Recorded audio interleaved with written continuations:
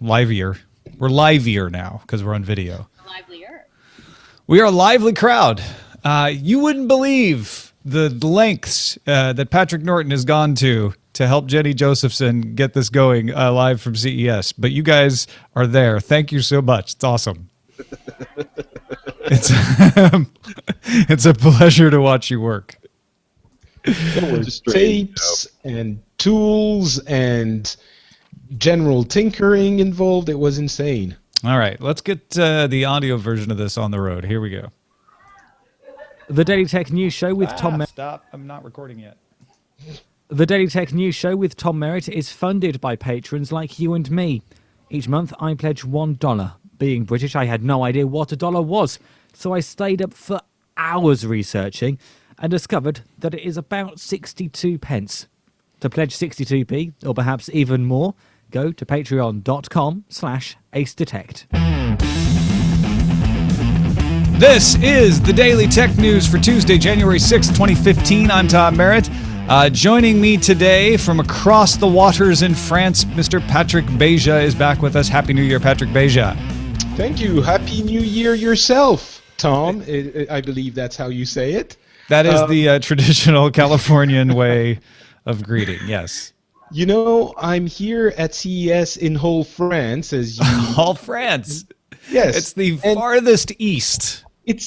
I was thinking it would be a little bit more busy. It's actually not much busier than it is most days in my neck of the woods. So I'm a little bit disappointed, but excited to hear what you've been privy to in the other halls. Yeah, you didn't go to CES, Patrick. I'm sorry to inform you of that. You have to leave your house to go to CES, which Patrick Norton and Jenny Josephson did. They are actually in Las Vegas. Patrick Norton, thank you so much for joining us. Oh, my pleasure. Thank you for having me. Jenny Josephson. Jenny, Have I what? have you gotten to shop yet, or have you been at the show? No, I've been at the show, but I do have some serious plans to shop maybe Thursday. They do have fine outlet stores in Las Vegas, if anyone doesn't realize that.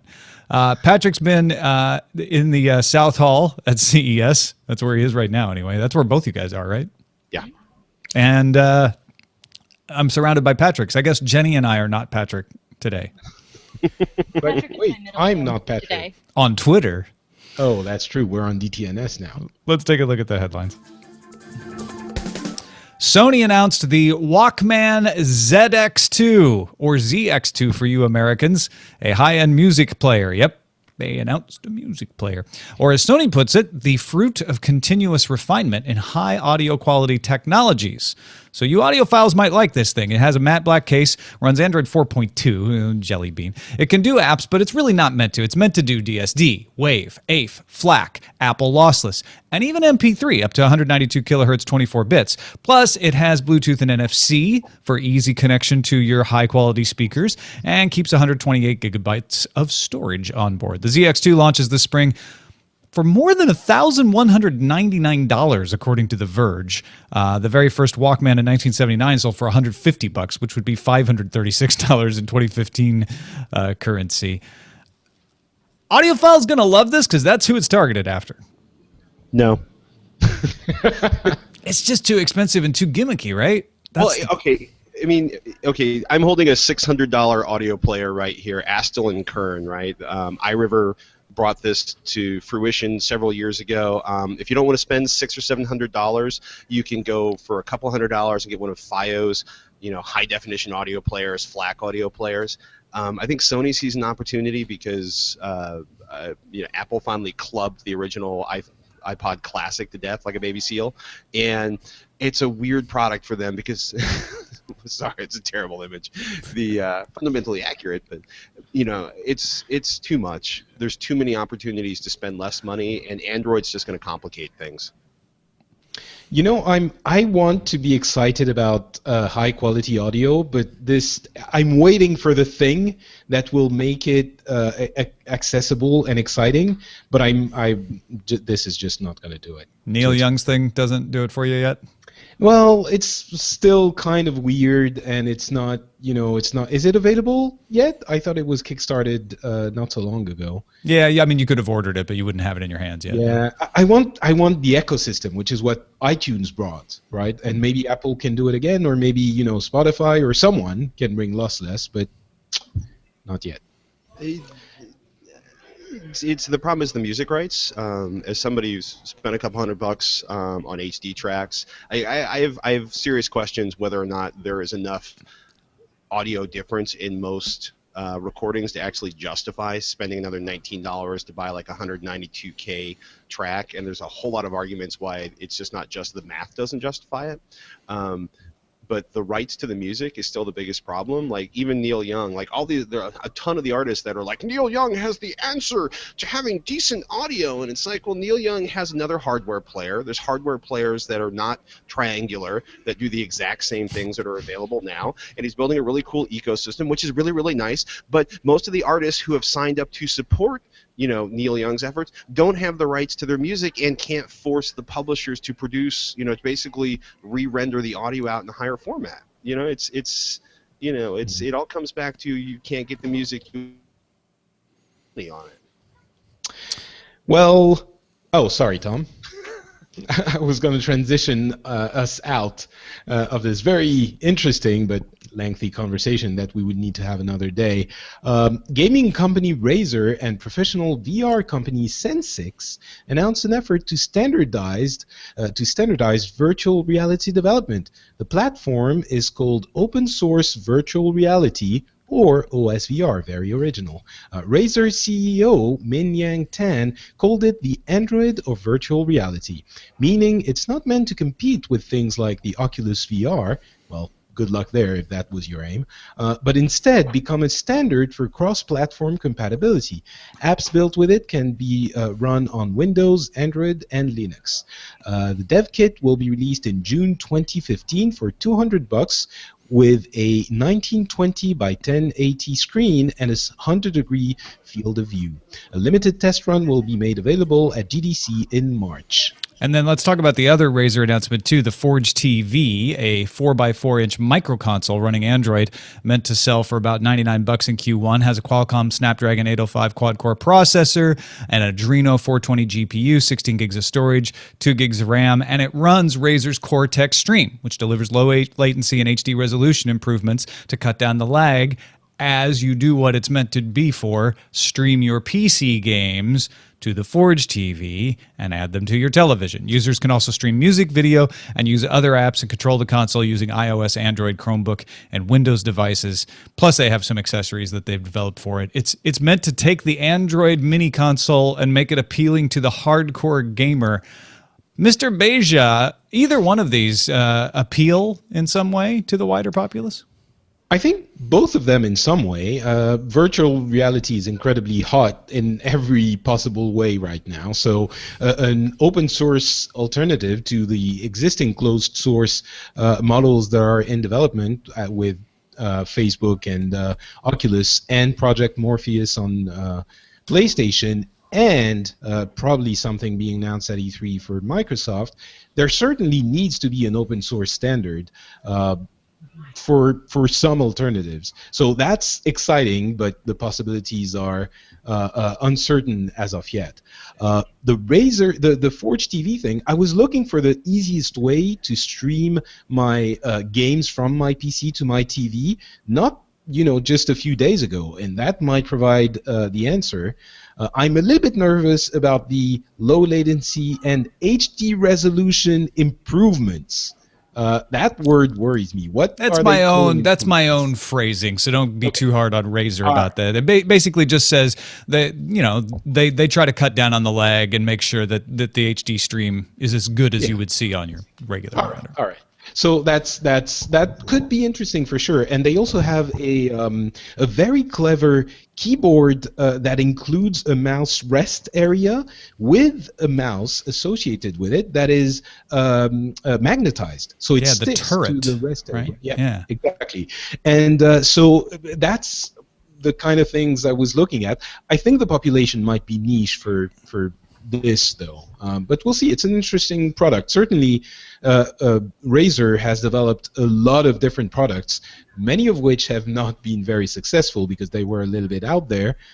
This one might be interesting to people who want a TV box that also is specialized for gaming. Might make sense. 9to5Mac reports that Apple is selling fully unlocked SIM-free iPhone 6 and 6 Plus phones in Apple's U.S. retail and online stores. Previously, T-Mobile was the only U.S. carrier selling unlocked iPhones. Pricing remains the same at $649 to $949, depending on screen sizes and choice of storage space. You just don't get a SIM card. And, yeah, I bought the unlocked iPhone 6, the T-Mobile version. I have a T-Mobile SIM card sitting around that I'm not using because I put a Verizon SIM in it. But all this does is say, hey, when you buy your phone, we won't give you a free SIM, which, you know, you have to pay for those SIMs. So I might switch to T-Mobile because it's kind of been my plan. It's not the only thing, though. They're when you buy them with the SIM, they're locked to that. Not the T-Mobile one. The T-Mobile one comes with a SIM but is unlocked. So yeah. Right. So all the other ones. I mean, locked phones is a thing of the past for us. I was surprised that it wasn't for you guys too. Yeah.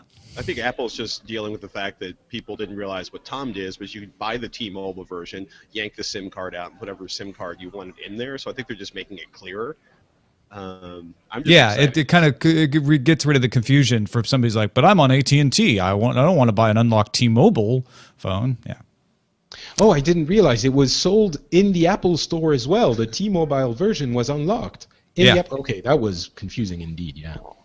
CNET reports that Fitbit unveiled 2 new wearables that track your heart rate as well as activities, the Fitbit Charge HR and the Fitbit Surge. Charge HR includes 24-hour heart rate monitoring. The Surge, Fitbit's first official smartwatch, adds GPS, text message notification, and music control. Both provide caller ID, sleep monitoring, heart monitoring, and even show you the time of day. The Charge HR costs $150 US and the Surge smartwatch $250 US. Software updates will allow users to link 5 devices to one Fitbit account.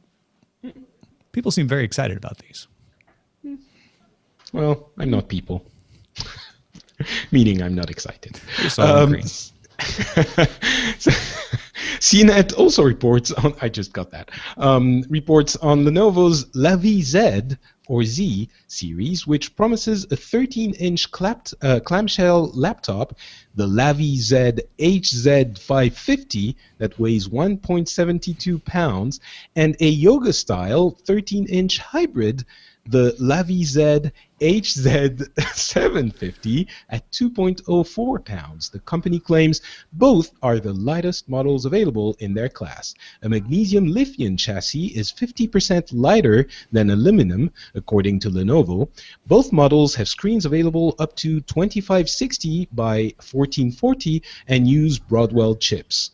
The HZ550 laptop, I love those names, will start at $1,299, and the HZ750 hybrid will start at $1,499, with both available in the US in May. Both models will be available in Japan sometime in the spring. Lenovo also announced the Yoga Tablet 2 with AnyPen conductive display that requires you to use a pencil or ballpoint pen to write on the screen. The Lenovo Yoga Tablet 2 will be available in January 2015, starting at $299. Anything striking your fancy? Something in me always wants to know what Patrick Norton thinks of laptops at CES. It's a part of my brain that was formed in 1999, I think. I have not been hands-on with the new Lenovo laptops. My buddies over at PC Per did get hands-on with them earlier yesterday. And I will admit that they are Lenovo laptop enthusiasts, but they were extremely excited, especially with the new the Lavi Z. The Lavi Z. I started that. I apologize. Z750. But it's funny. The biggest thing for me is seeing what the battery life is on all of these, because At this point, Lenovo's had a couple not great battery lives in a couple of their laptops. Most of them are just as solid as everything else, which is, I think, a job Intel's done. But they look really, really good. And from what I've heard from people who've been hands-on, they feel great, which is a big plus at this point. I'm really fascinated by this pen or it's not a pen. It's a conductive technology that lets you take a ballpoint. So I guess the ink doesn't stick, or this wouldn't work at all.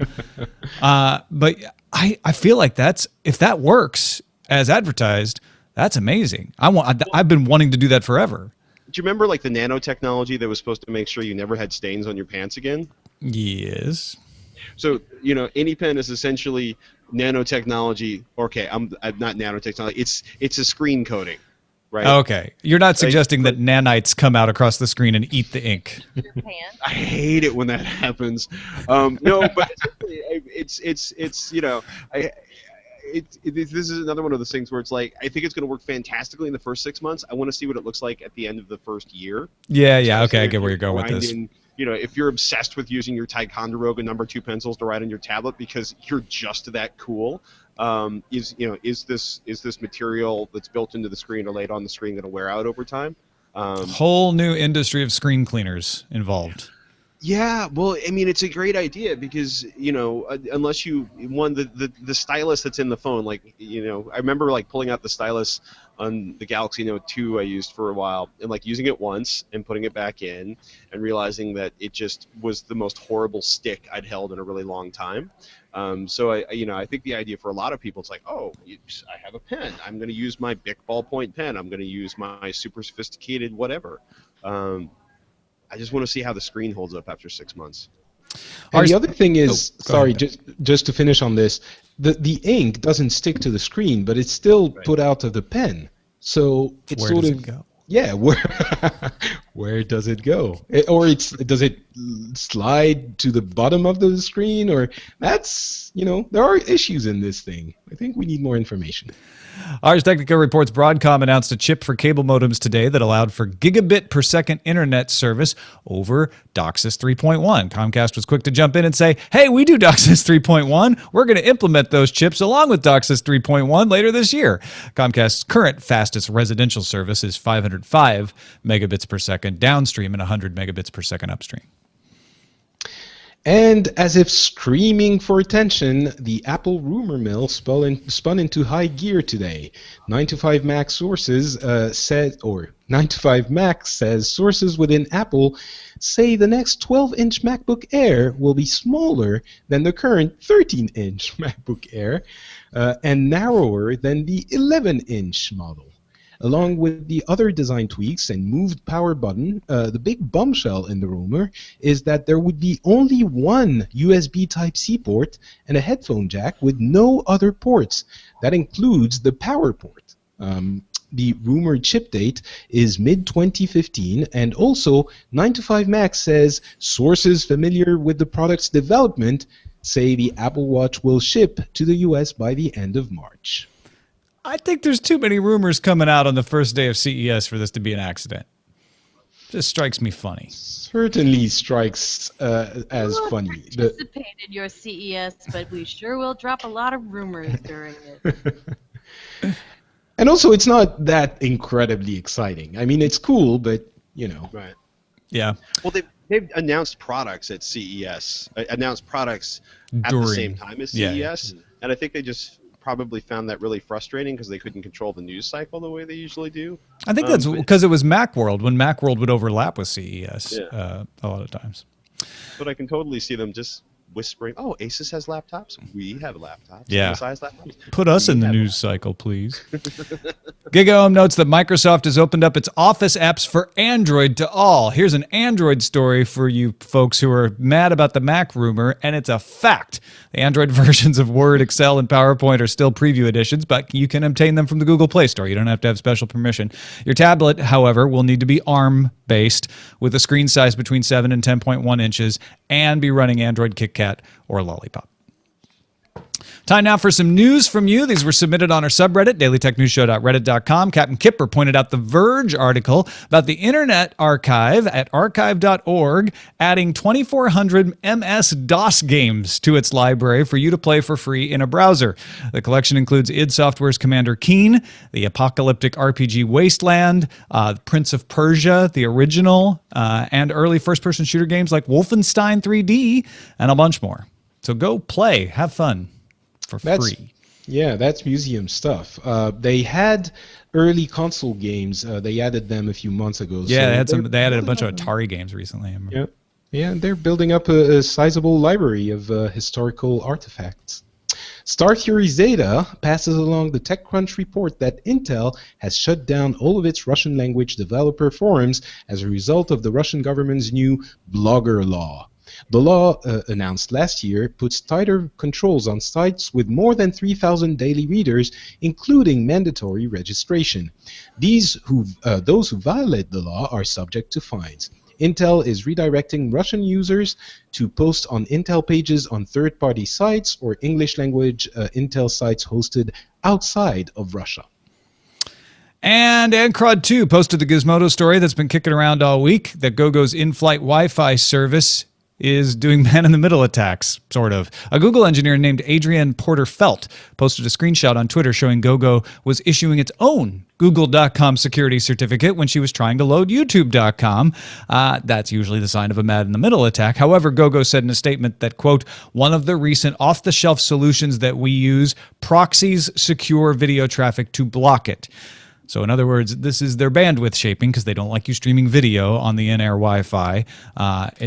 That is what's causing that. They say we don't disrupt the certificates for anybody else. So essentially what they're saying is when you see an incorrect certificate like that, you should not continue to load that website, which is exactly what we want you to do. Not continue to load the video streaming websites because it eats up all our bandwidth. And that is like there would be an easier way of doing that. But. Yeah, well, I think the incorrect certificate is a side effect of the proxy software that's really actually doing the blocking. That's not the only way that they're relying on blocking. All right, let's talk about a couple of longer pieces of news. That may have seemed long to a lot of you. I know the headlines are long right now with CES, but there's a lot to talk about. And I've got a couple of standard stories. Don't fall asleep. These are going to have effects on your life. Power Matters Alliance, PMA, and Alliance for Wireless Power, A4WP, have signed a letter of intent to merge by mid-2015 with a new name, with the aim of settling on one standard. Now, if you are one of the people out there who's been saying, I wish I could get wireless charging, but when I pick one device, it doesn't work with the other device, or I go into Starbucks and they're using the PMA standard and my device has the Qi standard. What the heck's going on here? Well, the Wireless Power Consortium, the A4WP Consortium, and the PMA were all different standards. PMA uses inductive coupling. That's the one you see at Starbucks. A4WP uses controlled magnetic fields for resonant charging.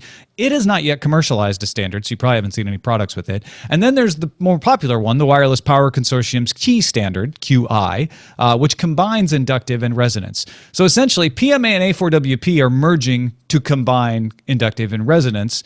That brings us down to only two competing standards. Now, Qualcomm's involved with both of the standards that are merging here, so they're kind of leading the conversation here. Their senior director, Mark Hunsaker, said the two groups are open to teaming up with the Wireless Power Consortium.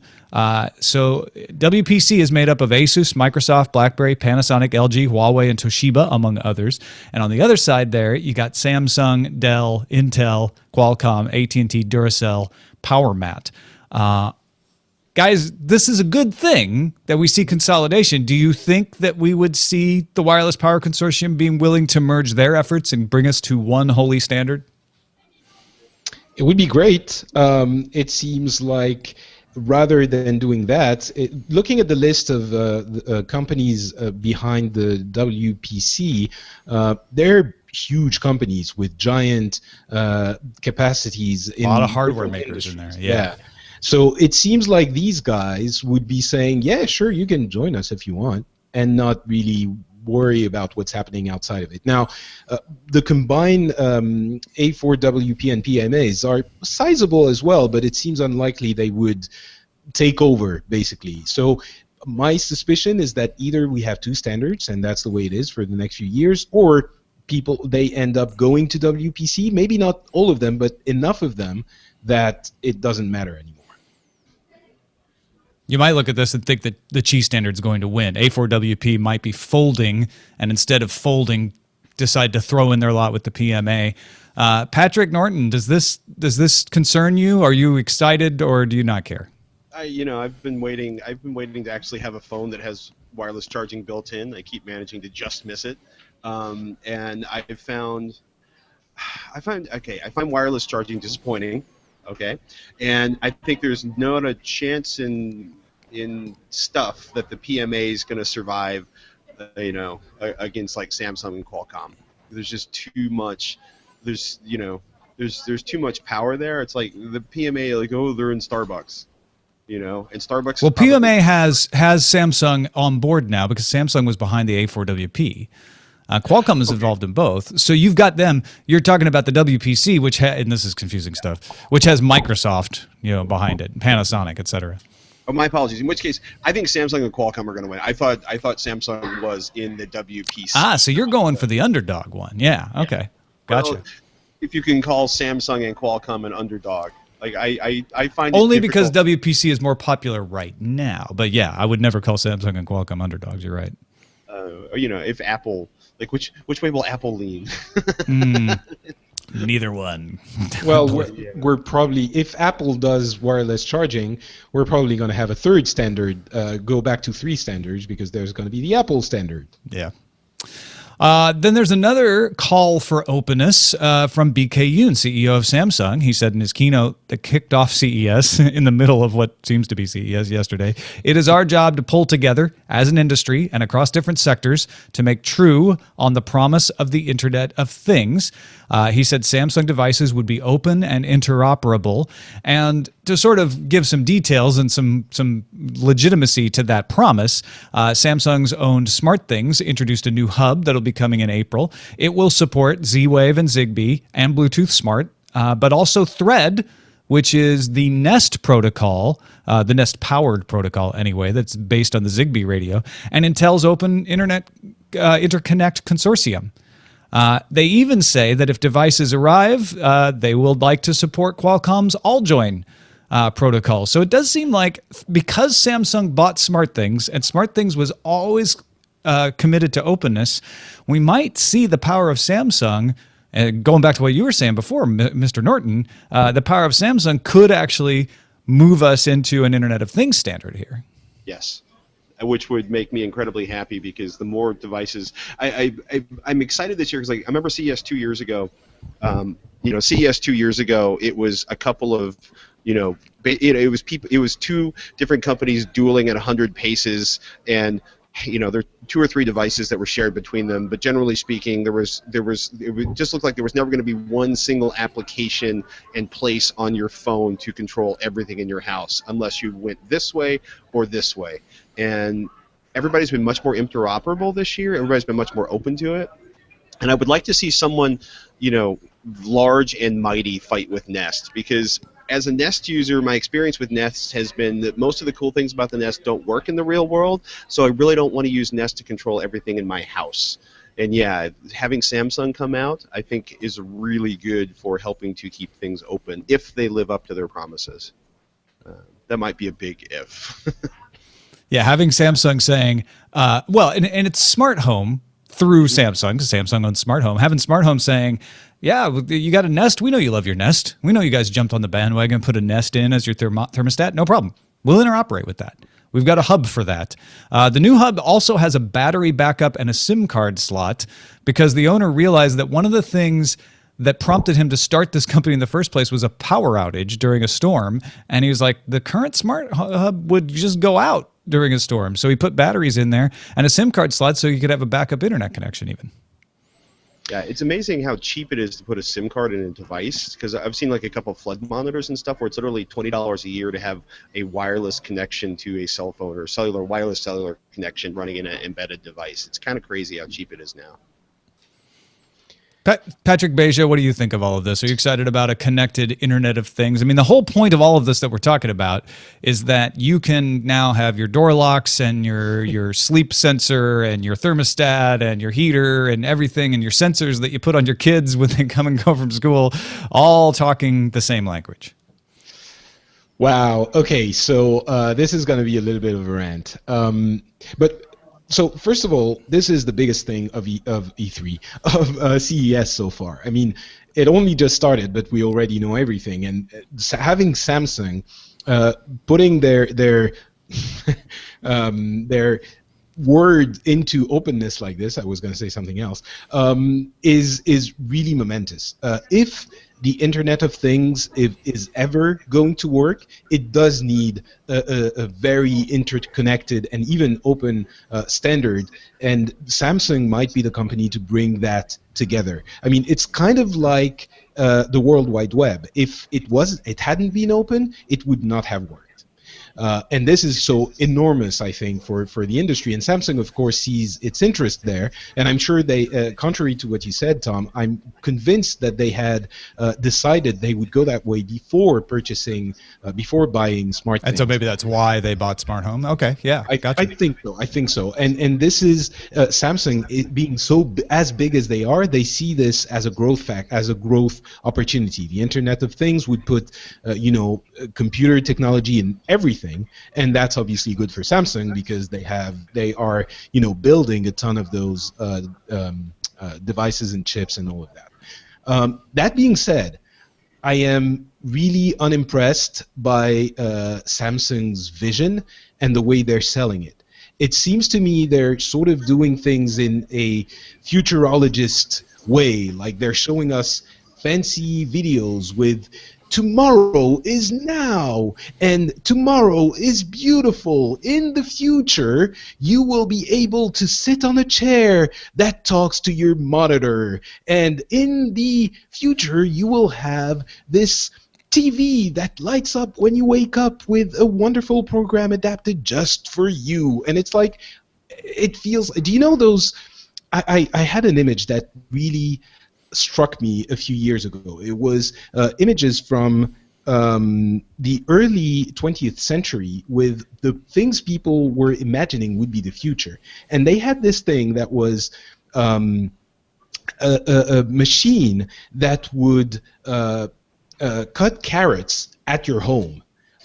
And what they didn't realize was that instead of having a machine to cut carrot, into sliced tiny bits of carrots, we would just do that in the factory and buy the carrots already in pieces. So this feels to me like the carrot slicer future. It's things that aren't compelling, and it's also, there's a bigger problem. It feels artificial, it feels marketing-y, it feels like tablet companion apps were a couple of years ago. And the more important thing is that the future they're selling us is really expensive, and it's not simple. It's like, again, I'm going to use another image from the past. It's like Apple trying to convince us a few years ago when they were on the Power PC's last leg that it would be really great to have 2 CPUs on one motherboard. And when you can have one, you really don't need 2.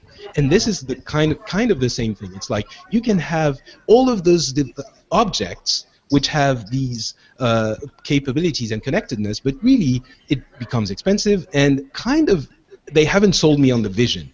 And until we have an actual use for these things and clearly laid out, I don't think it's going to work. And it's going to work for a few people like Patrick, who's very impatient to speak. Some of the people are going to be super excited about the connected home, but I think it's a small portion of the population until it does more. No, I think you have it exactly right, but I was listening to you speak, and I suddenly realized this was the mom's recipe problem. Like 40 years ago, 38 years ago, when the Trash 80 came out in Radio Shack, it was in every strip mall in North America. One of the big things they're pushing, Mom can put her recipes on the computer and look them up. And I'm like, my mom's got a box full of 3x5 cards, and it takes her approximately 8 seconds to find the recipes she's been using for 20 years. So you're telling me she should manually type in all of that information into a complicated machine that takes takes 6.5 minutes to boot, and then 30 seconds to search on its tape recording device so that mom can find your recipes. And at 7, I knew this was kind of sketchy, as a sale, as a reason to justify my mom buying a computer. But it keeps coming up, and I think it's one of the problems of marketing technology is people try to market technology, and when you want to market technology, you want to have a big vision. And if you're a gigantic Korean electronics manufacturer, you want to have a big, shiny, flashy vision, right? And it's, I had a funny conversation. I'm like, yes, I would like automatic shades on my home.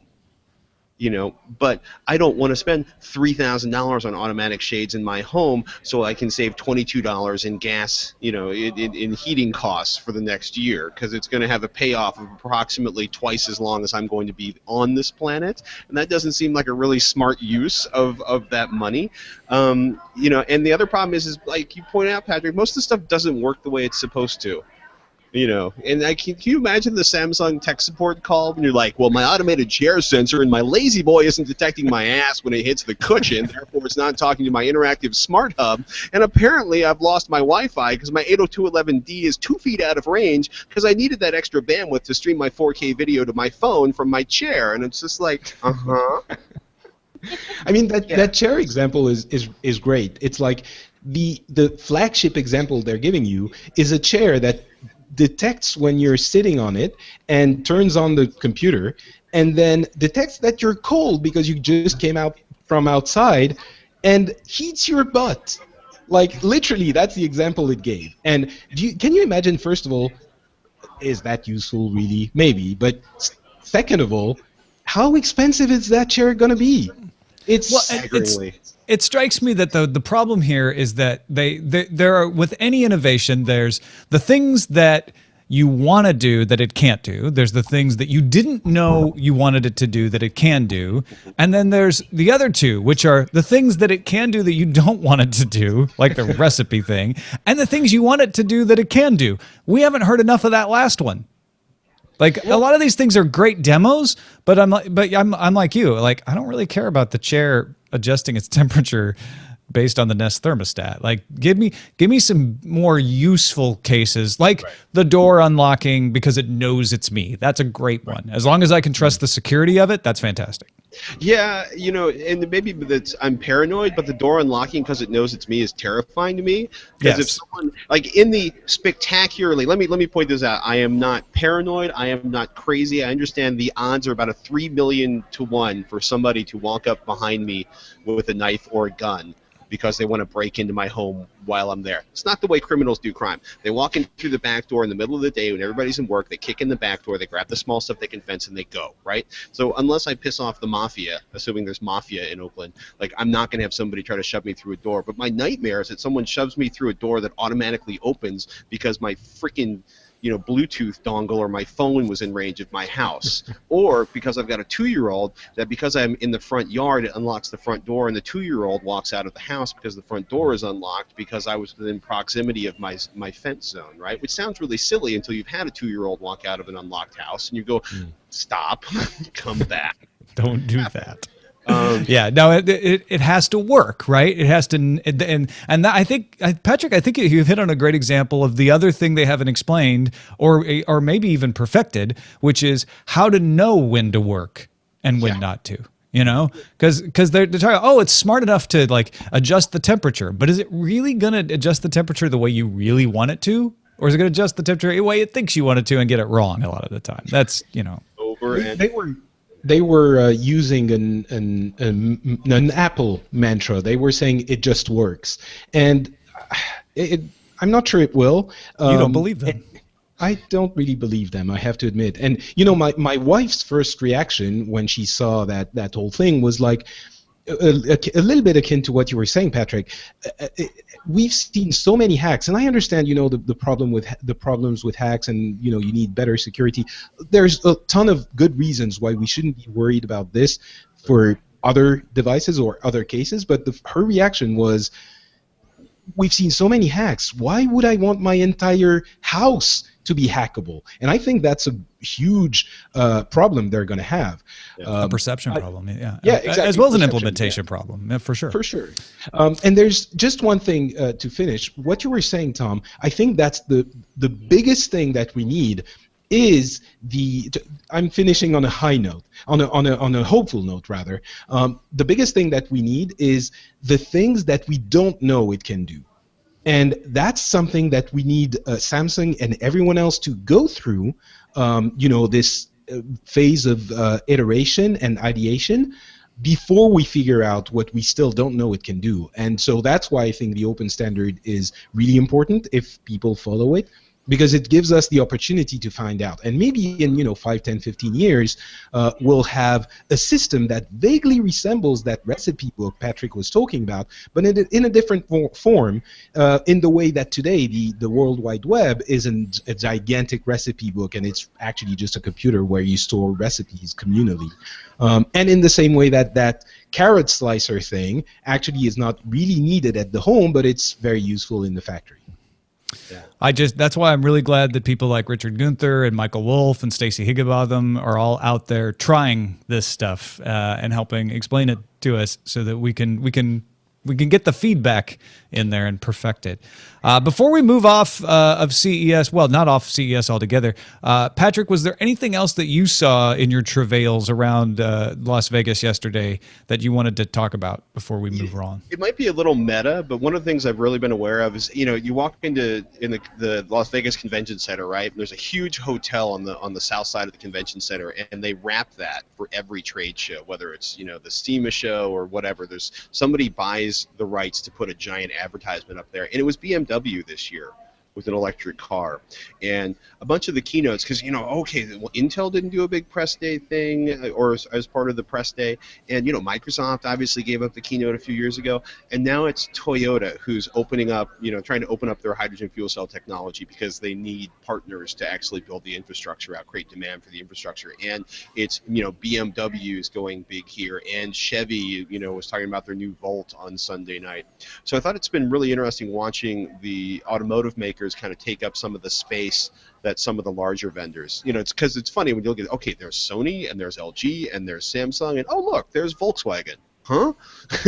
Yeah, and Mercedes and Toyota, Tim Stevens and Molly were talking about that on Sunday, that they were expecting to see a lot more of that sort of thing. Yeah, and it's not just the in-car entertainment stuff or the automated driving stuff, which is an example where bleeding-edge technology actually has a chance to work because it's a very contained ecosystem. You're in your car.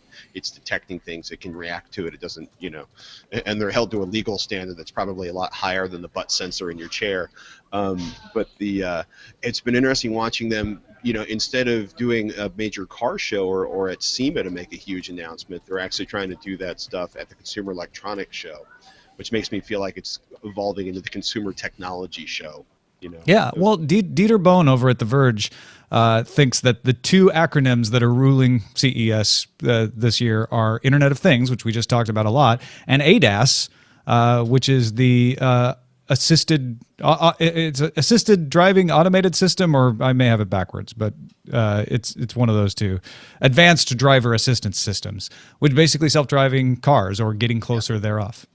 Well, I had a conversation with an engineer at SEMA last year, and he works for one of those gigantic companies you've never heard of that provides everything from like little tiny switches to entire computer systems for automotive companies. And what was amazing was he was like, high-end cars, self-driving, 2016, 2017, and cars people can afford 2025. I was like, wait a minute. He's like, no, not the stuff where it's like helping you brake before you rear end somebody, but actually the car driving itself. And that was absolutely mind-blowing for me, that something I would think of as being super Jetsons and super jetpack and super out in the future is going to be really, really common in 10 years, or at least as an option for new car buyers and available in like less than 5. Actually, the BMW was at the Samsung keynote, and they were showing how that the Internet of Things could integrate with their cars. That would come to your location on their own fairly soon. They were saying it's a matter of years. So. Ms. Jenny Josephson, our producer, has been travailing around. Travailing's the wrong word. Not trawling's the wrong word. What have you been doing, Jenny? I've been pushing through the wall of blue blazers There you and go. briefcases and making my way. I made it to the Central Hall today, which is sort of like TVs and TV-related things, which also happen to have the LG G Flex 2. And I put it in my hand, right? And the curve, it felt nice, but I realized that it would only work for me if I was the giant.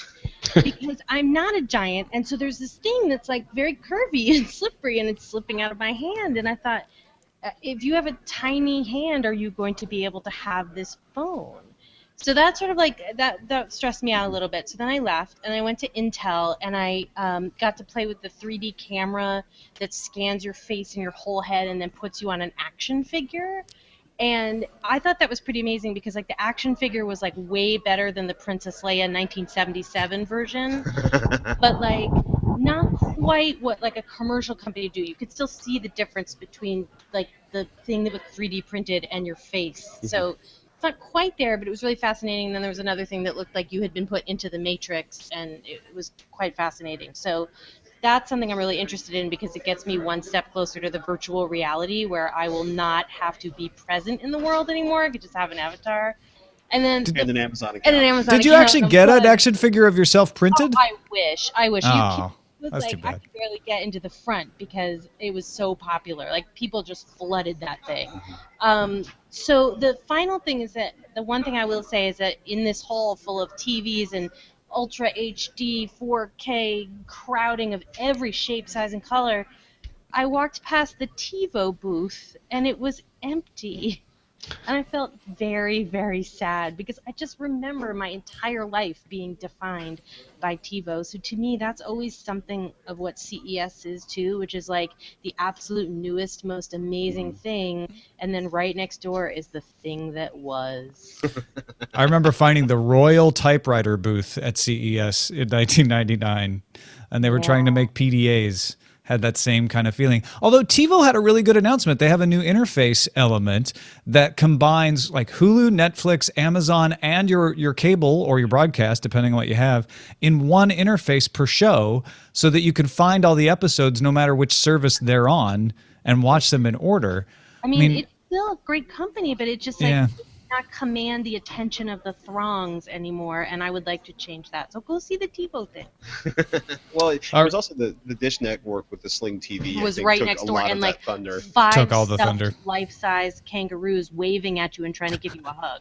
Really? Oh, well, no wonder no one's at the TiVo booth. TiVo needs some wallabies next year Yeah. or something to fight back. But All right. Allison Sheridan has been nice enough to be sending us some reports. We had one from her yesterday. And last night, she went to Pepcom's Digital Experience press conference, which, again, is like CES Unveiled. It has a bunch of different companies showing off their stuff. And here's what she found there. Hi, Tom and Jenny. Allison reporting in from CES 2015. The show has yet to start, and I'm already exhausted. Last night at Pepcom, I saw something I thought was pretty interesting. It's a company called Live, L-Y-V-E, and Live promises every digital photo and video you've ever taken, all in one place, automatically backed up and accessible. What they mean by this is that if you take a photo on your iPhone, it's going to show up on your Android device, your Mac, and your PC, and all the vice versa available there. They can do this because they store only a thumbnail of the image on every device, so it doesn't take up much space. If you tap on the thumbnail, it moves the high-def, but not full-resolution image onto the device. Crazy thing is that your photos are not in the cloud. The only thing they have is the database that says where each photo lives, and they're moving the data back around for you, but they never have the data themselves. The Live app is free on all of your devices, and they make their money by offering 2 devices for your home to offer additional protection for your images. They're called the Live Studio and the Live Home, and they're storage units that automatically download the high-resolution versions of your images.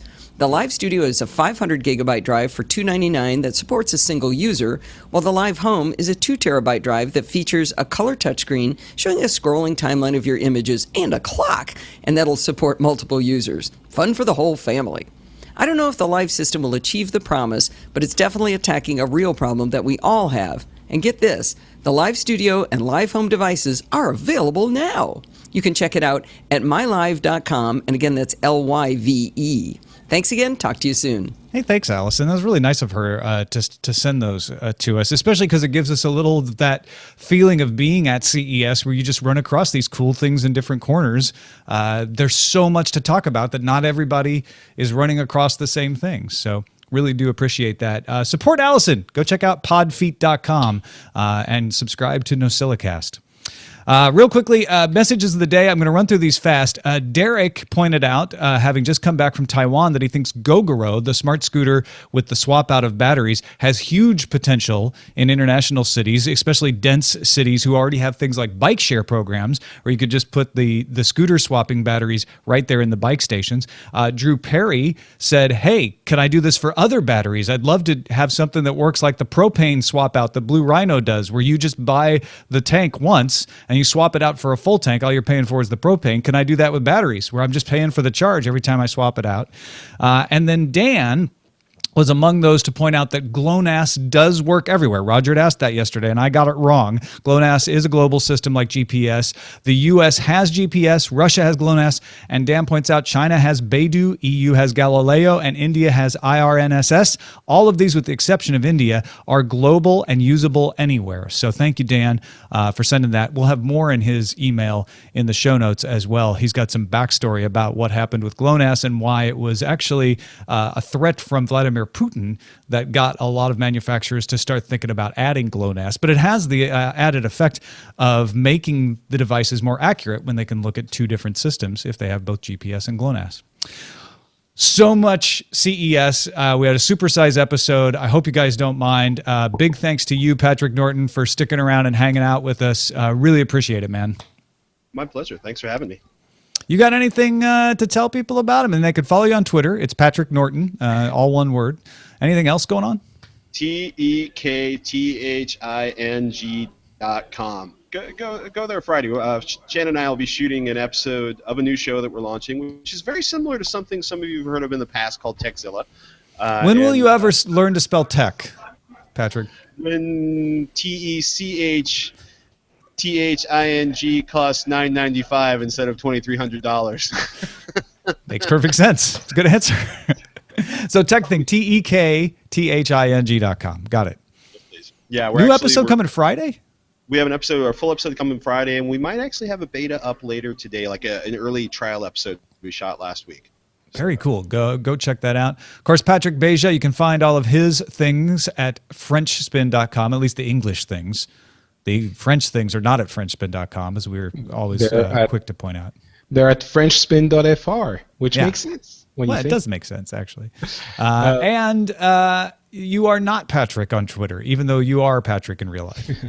I am not Patrick on Twitter. I'm the other Patrick in real life, and on Twitter I'm not Patrick. And we talked about Russia a couple of times on this episode. If you're interested in the kind of Russian perspective on things, I would recommend to you the Phileas Club, where we had, at the end of last month, an American, a Frenchman, who was me, and a Russian who discussed current events. So I think you might be interested in listening to that if you want to have a little bit more of different perspectives, as we always do on that show, and that's on FrenchSpin.com as well.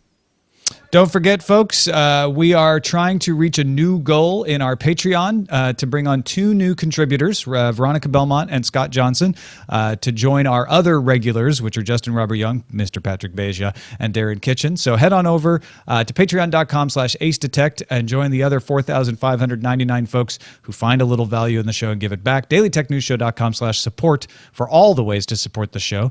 And another way you can support the show, if you're like, I got no money, Tom, what else can I do? Give us a show segment.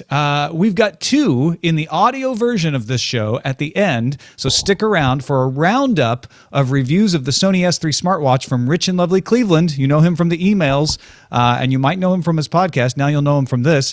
And a trade tech report on rare earth exports from China by Big Jim, and he will explain why this is important to you, and you might want to know about it because it could bring your device costs down. So stick around on the audio version after that.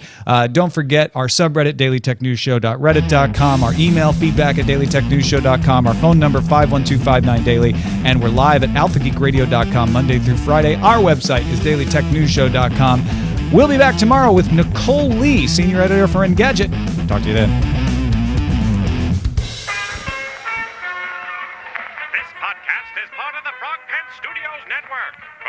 information about this and other shows, visit frogpants.com. Audio programs so good, it's like you're there. Diamond Club hopes you have enjoyed this program. That was supersized, but awesome. Super. We're actually up to 4602. I had updated it, but it didn't take. Oh, well, that's all right. So that's okay. Kel Surprise. Yeah. That was fantastic, Patrick. Oh. Yeah, And I mean both of you. Yeah, that's what I was going to ask. Wait, are we Patricks? Is it? Yeah. What is the plural of Patrick? Is it Patrick's? Patricky? Patrick High. I like Patrick High. Multiple Patrick High joined the show.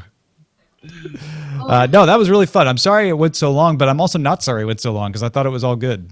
It's weird because you're wandering around the hallways and you're like, crap, useless crap. Oh, more cell covers. Crap. Seen that 10 years ago. Crap. Saw that 2 years ago. Crap. And then all of a sudden you go to talk about it and you're like, big substantive issues. It's like, wait a minute. All I remember from Samsung is like a washing machine, or a clothes washing machine that has like extra jets. And I care about that because it's supposed to take my laundry time down to 20 minutes from 40 minutes. And that would be really awesome as someone with small children that get filthy. But somehow out of that became a larger discussion about the integrated home or the Internet of Things and how it will or not make my life more miserable because more crap won't work the way it should. Yeah, I don't know. Thanks, man. I had fun. Oh, good. I'm glad. That's awesome. Me too. I should stop talking now. No, please. I'm just producing I'm editing the show. So, and if you need to go. Don't feel like you have to stick around. Big Jim is pointing out that they're Patreons now because we have two Patricks. Yeah, I got that. I like the fruit of continuous refinement. That's I a don't know what show it title? That's a Wonderful novel. title. Or a really good line in a poem. Yeah. That's how Sony described its Walkman. Well. Oh, right. That fruit. Can't you hear that in T.S. Eliot's voice? These are the fruits of continuous refinement, dropping like peaches on life's discontent. Rage against the fruit of continuous refinement. Well, that's it. It's a Dylan Thomas. But this show needs more Patrick. Let's see. Oh, we'll leave up Neil our Young's standard thing. now of yours. Where is that one? Oh, we've upped our standard now. That's a classic. That's a classic. That's definitely a classic. Carl Z Alpha, ZZ Laptop. God, there are a lot of titles here. Zed's not dead. Zed's dead. No, not today. I do like to. Oh, yeah. Oh, somebody needs help over here. Somebody's manicure is too big to take off the sticker off her asshole. I'm just so delighted that you're comfortable enough with us to actually share that need. She knows we're live, right? Okay, good. All right, I'm actually going to jump off. All right, Patrick. Thanks, man. Hi, Patrick. Thank you very much. Primero. Thanks all. It was fun. Bon note. Good luck with the rest of your CES. I get to fly out on Wednesday night, and I don't have to talk about it till Thursday. I'm usually on my 20th video by this point at CES, so I'm actually looking around and talking to people. It's really weird, and I'm uncomfortable, but I think I like man. it. Snubs. That's an Snubs like amazing it out. feeling. Oh my goodness. Well, hey, I got to bail. Thank you guys so much. All right. All right, thanks. Bailing. Bye. Thanks, Patricks. Bye, chat room. Thank you. Thanks to Patrick Norton for saving the microphone and the day. Yes, well done. Well done. Well Standing belly done. clap. I want to go say hi to. Can you bring her in here so I can say hi in person that I've never met the snubs? Sorry, the podcasters have taken over. Hi, we've never met. I'm Jenny. We're capturing it on video. Hi. You're live. Sorry. Hey guys, what's up? Hey, Shannon. CES. How's it going? That's good. How are you? Good. You are so lucky that you're not here. I will not rub it in, but yes, I agree. You look like you're holding up well, though. Yeah, well, I flew in early, so I avoided the crazy taxi lines at the airport, and then I'm flying out tomorrow, like in the middle of the day. So I'm missing all the craziness, luckily, and I got all my work done already. I do miss marching around the Wynn with you and Darren looking for a place to have a meetup. Yep, I remember that. I miss those days. I think we did that like 2 years in a row, actually. Yeah, we did. It was the same place both times too. Yeah, and they were mean to us. Good times. Good times. Times. You guys are gonna go do your show. So exciting. You're gonna run around and try to find shit to talk about. Nice. Stuff To talk about. Hey, it's post show. Anything goes with the post show. Oh yeah, there's also this. Thank you. All right, yeah, we can cut the video so that Yeah. everyone can speak freely. Yes. But thanks everybody for watching. We'll talk to Thank you you, everybody. tomorrow.